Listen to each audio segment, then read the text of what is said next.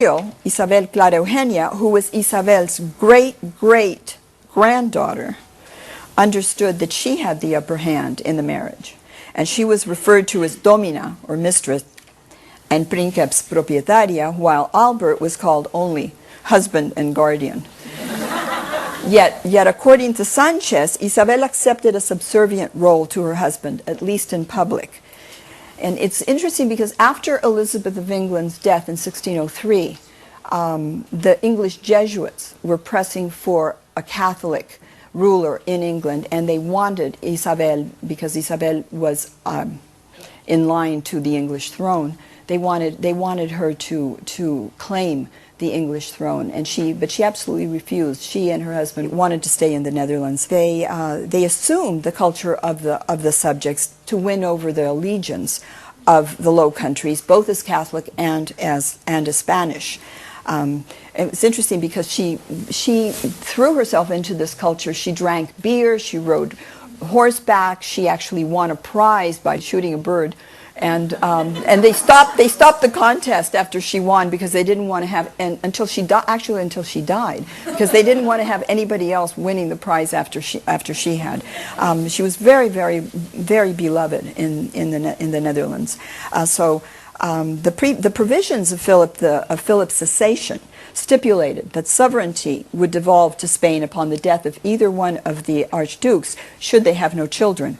And Isabel desperately wanted a child so that the line would continue in the Netherlands. But unlike her Habsburg relatives, who had children that often lived only briefly, or who themselves died in childbirth, she never had any children. So when Albert died in 1621, at the age of 62, she was ready to go back to Spain. But the new king of Spain, who happened to be, of course, her nephew, Philip IV, asked her to remain as governor of the Netherlands, and she would do so for another 14 years. So toward the end of her life, she dedicated all her energies to try to stop the fighting in the Netherlands, and sent her ambassador, the artist Rubens, to try to, on a secret mission, to negotiate a truce with William of Orange, the Prince of Orange. And although these missions eventually failed, it proved that at the end of her life, she exercised power and influence beyond even that of her nephew, Philip IV. Now, I have a slight coda to my story, and that is what we have in the book. But beyond the book, what we have is that Philip IV's wife, or rather widow, would continue on as regent of Spain during the childhood of her son, Charles II. And we have in the history department at the University of Miami, we have a graduate student that I'm pleased to say is working on the life of this woman, Regent Mariana of Austria. So the story continues, but that's for another book. Thank you.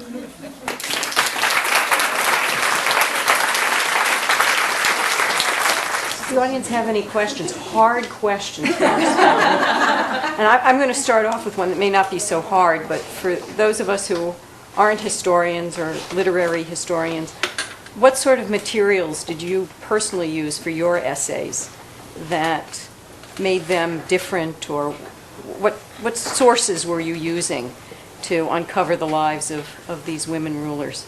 Well, in my own essay, I actually looked at a lot of tracts from the Civil War period, the French Civil Wars of religion, and their English translations. And what's interesting is that there's a lot of scholarship on that, but my text, the French history by Anne Dowrich, is not mentioned by any of them because they all sort of falls through the cracks. She's a woman writer, she's only translating, right, a text, but she's very selectively translating. She embroiders on the original text.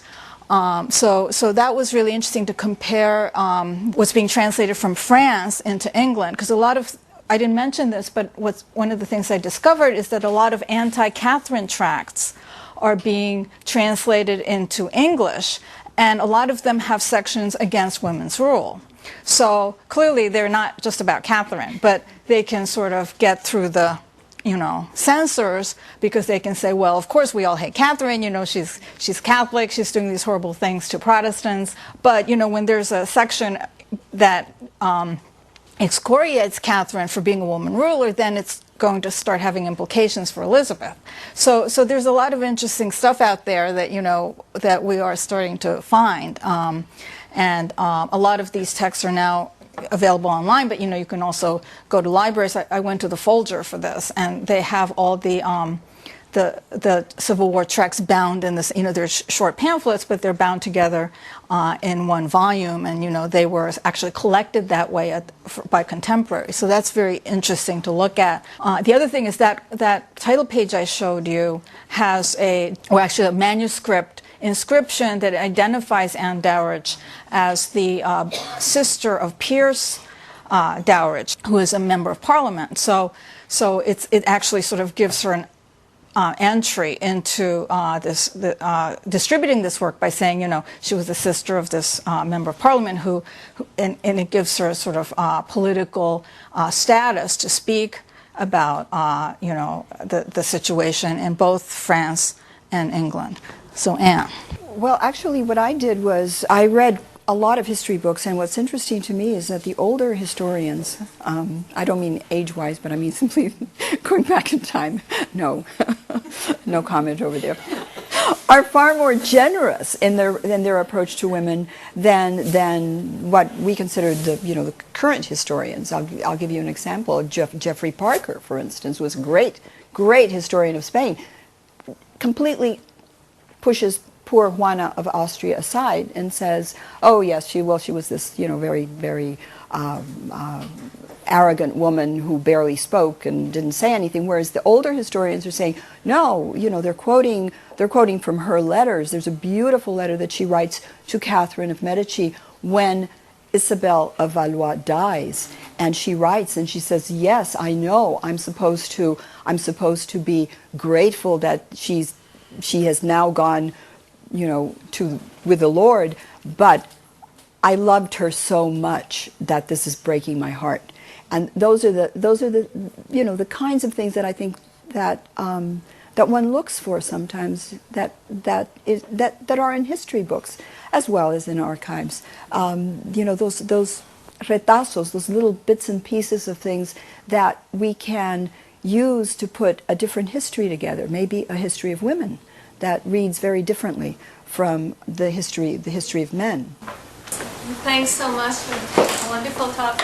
I had a question about Catherine de Medici, so Catherine of Medici, who in the fiction and also in historical writing in France at least is portrayed as such a horrible person and sort of a murderer and everything. And I was wondering if in your book or in your own research you had found what kind of information you've really found about her and whether she's also been some of the cloud. Black legend, yes, you're right. Well, I think the more recent scholars on Catherine see her as a very sort of quote-unquote Machiavellian. She's very steeped in realpolitik, but obviously that's what rulers did, and because she was a woman, she was vilified for that. And actually, it's interesting because Elizabeth goes through a similar fate in later times. There's these sort of, raising her up as an icon of, Protestant monarchs when there's, this sort of backsliding into Catholicism, right, by the Stuart kings. But on the other hand, there's also, stories that get actually transferred from Catherine. There's a story that Catherine gave poisoned gloves to Jeanne d'Albret, and the same story gets repeated about Elizabeth later on, that she gave poisoned gloves to somebody and killed. Actually, it's this sort of fictional account where Elizabeth is jealous of a younger woman, and she sends poisoned gloves. So the poisoned gloves keeps coming up, and of course, it's been established that Jeanne d'Albret did not die of poisoned gloves, but she died of natural causes.